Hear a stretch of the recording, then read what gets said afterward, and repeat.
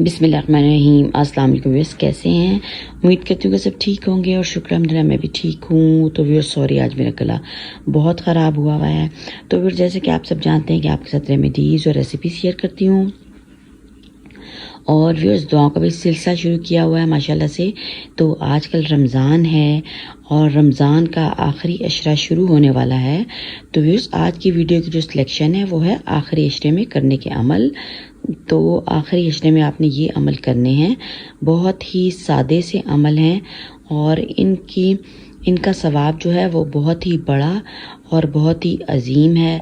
इससे व्यूअर्स ये सारी दुआएं हैं और इनसे हमें बहुत ही फ़ायदे हासिल होने वाले हैं। इसलिए आपने आखिरी अशरे में इन सब दुआओं को पढ़ने का पॉसिबल बनाना है और अपने दोस्तों के साथ भी और अपने सब बहन भाइयों के साथ भी हमने इनको शेयर करना है ताकि वो भी